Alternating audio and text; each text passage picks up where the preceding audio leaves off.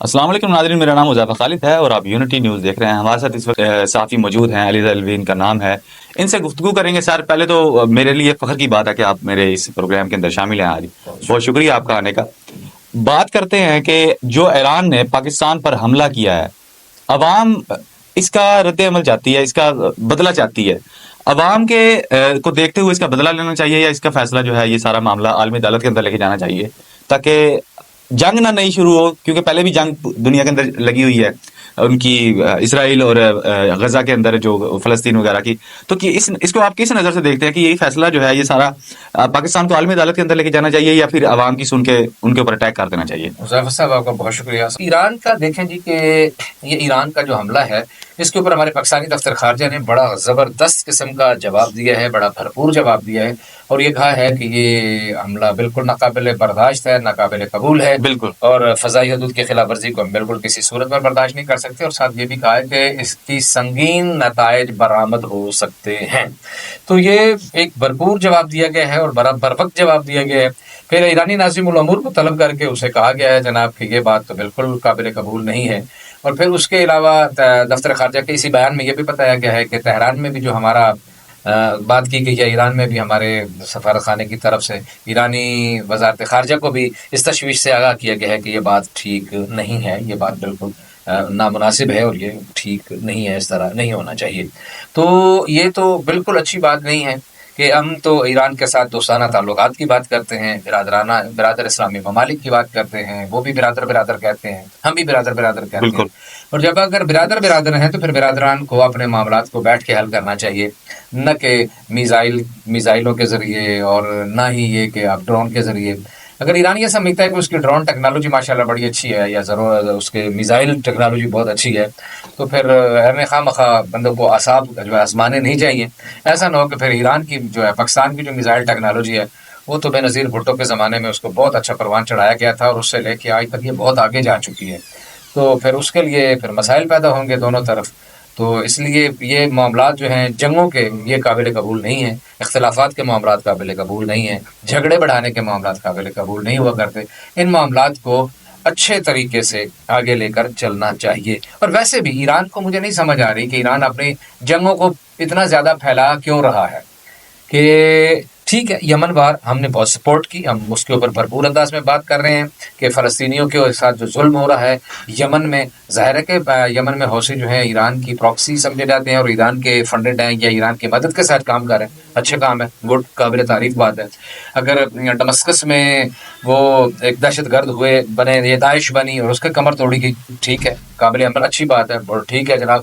لیکن آپ جیش العدل کے نام پر پاکستان کی فضائی حدود کی اگر خلاف ورزی کرتے ہیں اور پاکستان کی میں اسی طرف آ رہا ہوں، اسی طرف میں آ رہا تھا۔ غلط کام ہے، یہ ناقابل برداشت ہے۔ اگر ایران اپنے کسی دہشت گردوں کو جن کو ان سے خطرہ ہے، ان کو ختم کرنے کے لیے کسی دوسرے ملک کے اندر حملہ کرتا ہے، اور پہلے آپ دیکھ چکے ہیں کہ امریکہ نے کتنے سال پاکستانی زمین کو استعمال کیا اپنے دہشت گردوں کو جن سے ان کو خطرہ تھا امریکہ کو، تو یہ کیا ہے؟ اس کو پہلے بھی ہم اس کے سنگین نتائج بھگت چکے ہیں، اور اب دوبارہ اس طرف یہ معاملہ جا رہا ہے۔ تو کیا ایسا ہونا چاہیے، یا ملک کو کہنا چاہیے کہ آپ خود ہی ان کا صفایا کر دیں؟ اصل میں پتہ کیا، یہ بات تو درست ہے۔ ایک میں آپ کو ایک بات بتاؤں، یہ جو واقعہ نہ، وہ کہتے ہیں کہ حادثہ ایک دم وقت کرتا ہے پرورش برسوں، حادثہ ایک دم نہیں ہوتا۔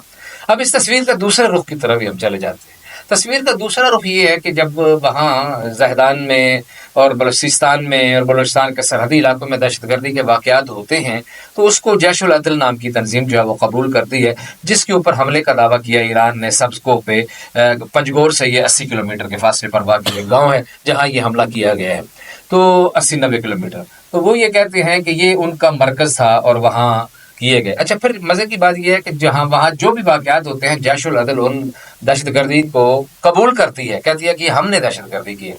پھر تیسرا آپشن یہ ہے کہ ابھی کچھ عرصہ پہلے، کوئی مہینہ ڈیڑھ شاید زیادہ سے زیادہ ہوا ہے، کہ ایرانی پولیس اہلکاروں کو نشانہ بنایا گیا تھا، جس میں 11-12 پولیس اہلکار جو ہے مارے گئے تھے، اور وہ سرحدی علاقے میں گھوم رہے تھے، جو ان کو نشانہ بنایا گیا، وہ مارے گئے، اور اس کی ذمہ داری بھی جیش العدل نے قبول کی تھی۔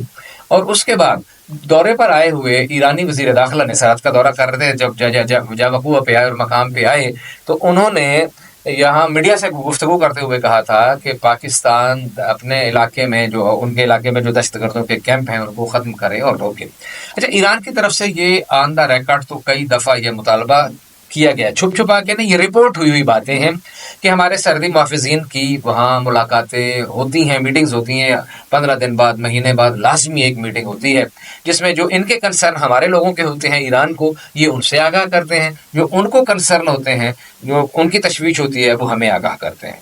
तो इन मामलात को कई दफ़ा मैंने प्रेस रिलीज़ें उनको मैंने उसके ऊपर प्रोग्राम्स टीवी शोज़ किए हैं और कुछ किए, काफ़ी दफ़ा उस पर लिखा है कि ये कई दफ़ा ये करते हैं कि आइंदा दहशतगर्दी से के अज़्म से मिल के जो है उससे निमटने का मिल के अज़्म अदा करते हैं। तो वो ये है कि इनके बाज़ाब्ता मीटिंग्स भी होती रहती हैं, मुज़ाकरात भी होते रहते हैं, तो एक दूसरे के आगाह भी करते हैं। और हैरत की बात यह है कि अभी निगरान वज़ीर आज़म के साथ भी वहाँ मुलाकात हुई है, ईरानी आला हुकाम की मुलाकात भी हुई थी, मेरा ख्याल ईरानी वज़ीर ख़ारजा की मुलाकात हुई है वहाँ।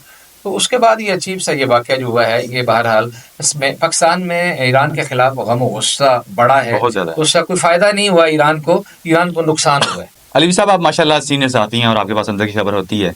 अवाम की डिमांड है कि पाकिस्तान हमला करे, क्या ईरान के ऊपर पाकिस्तान का हमला करना दुरुस्त साबित होगा, या इसके ऊपर आप इसको किस निगाह से आप देखते हैं? देखिए, ये आप हम यहाँ बैठ के नहीं कह सकते कि अवाम कह रही है कि फ़ौरन हमला कर रहे हैं। सरहदों पे ठक ठुक चली रहती है, पहले भी होती रहती है, इंडिया के साथ हर वक्त होती रहती है। लेकिन अफसोसनाक वाक़या ये है कि अगर इंडिया की सफ़ में ईरान जाना चाहता है, जो उस तरह उसके साथ उसको इस तरह ट्रीट किया जाए, सवाल ये है, ये ईरानियों से भी सवाल है कि उनको भी ये सोचना चाहिए कि क्या हम आपको उस तरह समझना शुरू कर दें, तो ये बड़ी अच्छी बात नहीं होगी, ये बड़ी गलत बात होगी और ऐसा नहीं होना चाहिए।